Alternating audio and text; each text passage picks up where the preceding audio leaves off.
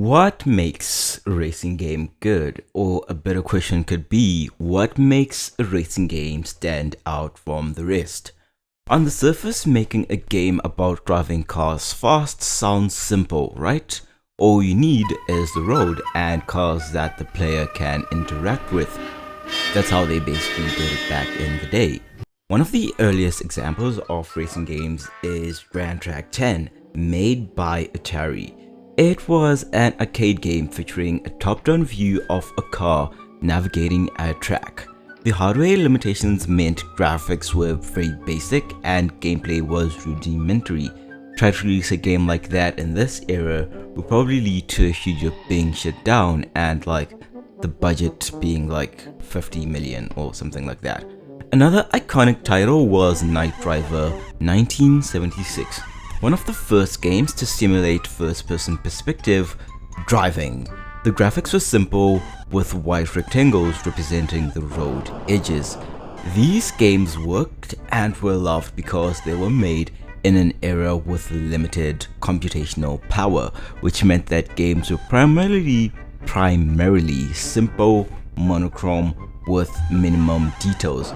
Physics and car behavior were basically often made using simple calculations to simulate speed and running, basically ones and zeros, like it always is.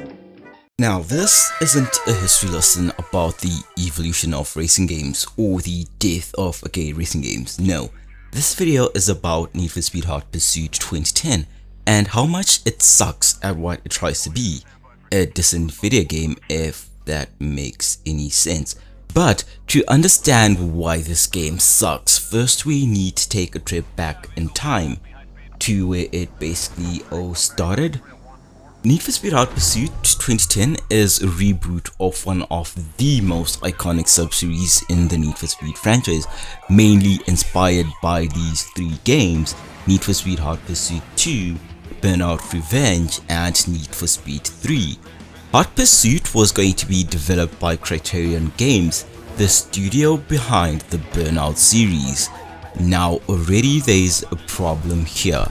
I feel like Criterion should have never got the right to make a Need for Speed game because they didn't know how to make a Need for Speed game. What they knew to make was Burnout, which was pretty clear in all the games they made. Hot Pursuit felt like a mixture of Paradise City and Burnout Revenge. Most Wanted 2012 was basically Paradise City 2.0, while Rivals was the final build of Hot Pursuit, the one they released in 2010 was like the beta version. And then you have also Slightly Mad Studios, which basically turned Need for Speed into Project Cars for a while. That's the funny thing, because if you play Need for Speed Shift and Project Cars, they pretty much are the same. So the major difference now was that they were working with licensed cars, which means they had to tone down the car crashes, since car licensing issues with companies, stuff like that. I really wanted to talk about Black Box 2 and how EA really did them dirty, but that's a story for another day. But Black Box had already set the pace of what the Need for Speed franchise was supposed to be about. I mean, they put Need for Speed on the map, but EA began releasing Need for Speed games annually, straining Black Box's resources and creativity. The studio struggled to be innovative. I mean, they really didn't struggle to be innovative. The tight deadlines was what was leading to mixed receptions for later titles like Pro Street and Undercover. Need for Speed The Run was supposed to be the chance to redeem themselves for the last time, but EA did what they do best: mess up everything. Then came Criterion. The Hot Pursuit concept began with Need for Speed 3. This entry introduced police chases as a core gameplay mechanic where players could either escape as racers or pursue as law enforcement. Followed by Need for Speed Hot Pursuit 2, the concept sort of gained popularity for blending thrilling high-speed chases with scenic tracks. Though the Hot Pursuit mode is distinctly Need for Speed, it didn't take long for the Burnout influences to become apparent, such as epic crashes that are slowed down so you can see every row. But what happens when Criterion Games, the masterminds behind the Burnout series, get their hands on a beloved franchise? Well, let's just say it's a wild ride that sometimes feel like it's running on flat tires. I thought I would enjoy this game after reading all the positive Steam reviews, but boy was I in for a surprise. Since I got like gaslit into playing this game by Steam reviews, I'm gonna start with everything wrong with this game. Number 1 being the pointless open world. One of the most baffling elements of Need for Speed Hot Pursuit is its open world design, or lack of meaningful design to be precise. If you've watched any of my videos, you know I'm very into open world games. Criterion Games crafted a beautiful, visually stunning map called Seacrest County, filled with winding coastal highways, desert straits, forested back roads, and mountain passes. It's a gorgeous setting, no doubt, but here's the kicker: the open world is almost completely pointless. Unlike games such as Need for Speed Most Wanted or Burnout Paradise, where the open world serves as a sandbox for exploration and emergent gameplay, the world of Hot Pursuit is more like a static backdrop. Sure, you can drive around freely, but why? There are no hidden collectibles, no events to stumble upon, and no meaningful rewards for exploring. Once you're off the beaten path, you're met with nothing. It's an empty canvas that looks beautiful but doesn't give you any reason to engage with it. They didn't even bother to add cops. You can literally play the whole entire game without even engaging with the free roam. To make things even worse, I found the game had free roam while doing some research for the script, so yeah, I didn't even know why it exists. But I feel like they mastered it. In Rivals, it was a bit better. It was better in Rivals. Rivals is basically the better Hot Pursuit. Rapid responses. Here's a head switcher. In a game all about speed, why on earth are you penalized for crashing during time trials? The traffic placement in this game seems designed to make you pull your hair out. What's even weirder is that the racer time trials don't punish you for crashes, but the cop ones do. So yeah, consistency, that's who needs it apparently. And one of the biggest disappointments in Need for Speed Hot Pursuit 2010 is the absolute absence of car customizations. I mean, you can change the car's color, which is fun for some people, but for a series that built much of its legacy on letting players tweak and personalize the rides, whether it was the iconic underground scene of Need for Speed Underground or the pursuit prep machines of Most Wanted, this omission felt like a major step backward. They basically removed a bunch of features that made people love this series.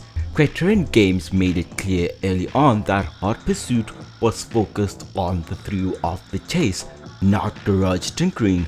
They wanted cars to be aspirational, beautiful high-end dream machines straight out of a showroom or a billionaire's driveway. The idea was to put the player behind the wheel of a Bugatti Veyron, a Lamborghini Murcielago, the Sesto Elemento, a Zonda, exactly as they appear in real life. And sure, that sounds great in theory until you realize just how much customization brought personality to the series. At the end of the day, it's not just about making a car look sick, but it's about the connection between the player and the car.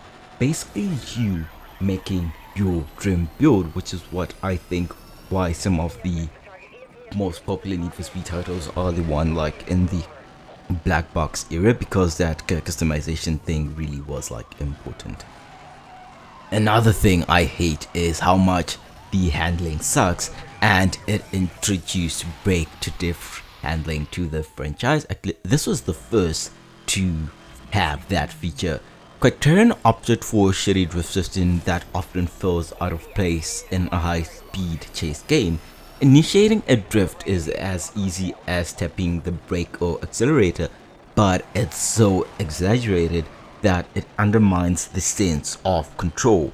Hairpin turns become floaty slides, and it feels more like a kart racer. Players spend more time sliding sideways than driving straight, which is fun at first but quickly feels repetitive and unnatural. Plus, every car basically handles and feels the same since they all brake to drift and take corners the same. You spend most of the time just to be honest, I was actually kind of debating this. I think you can quite literally finish this whole entire game on full throttle. You barely need to brake. You definitely can finish this game with nothing but full throttle. The only thing that made them somewhat different was the weight of the car, but like that's barely noticeable. Cars like the Bugatti, you will feel it is a bit heavy because it is heavy. And the worst thing, the biggest sin this game has are the unskippable 1 hour game animations. Well, not really unskippable, but they take so long to skip. Like every race or event you do, there's always this long ass cinematic animation. Like I just want to get to the point and do the gameplay and race. And other things like when you get promoted in cup events or most wanted level increasing, it takes so long and you cannot skip these parts. Same goes for car unlocks and equipment upgrades. You are forced to sit there and look for the screen for like a minute at least. Maybe maybe I exaggerated, that's like 30 seconds, but it feels like a minute.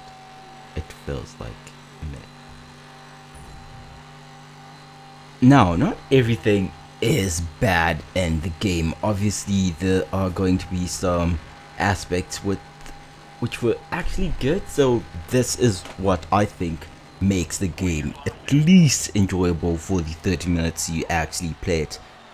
The core of Hot Pursuit 2010 lies in the thrill of the chase.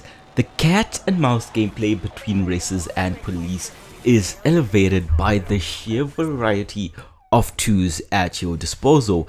As a cop, you can deploy spike trips, you can call in roadblocks, or even summon helicopters to block or slow down the races. On the flip side, races have jammers to disrupt police communications and EMPs, to disable cop vehicles temporarily. The pacing of these chases is masterfully designed, ensuring that every moment feels tense and exciting. Whether you're evading at the last second or taking down a rival with a well-known place maneuver, the action is non-stop. Criterion successfully captures the adrenaline chase that fans expect from Need for Speed. Next up, stunning visuals and atmosphere. Hot Pursuit 2010 remains one of the most visually appealing games in the franchise, right behind Need for Speed 2012. The environments are diverse and detailed, featuring open highways, dense forest, snowy mountains, and coastal routes. You know what? It's also below the run as well, because I think it also looks best and maybe rivals. Each setting feels alive with weather effects like rain, fog, and sunlight, enhancing the immersion. The game also excels in its use of lighting. Nighttime chases are filled with flashing police lights and illuminated roadways look cinematic, while sunsets reflecting off slick car bodies add a touch of beauty. The visual polish helps create a world that players want to spend more hours in. regardless of the repetition in events. As I said before, I feel like Rivals is the better version.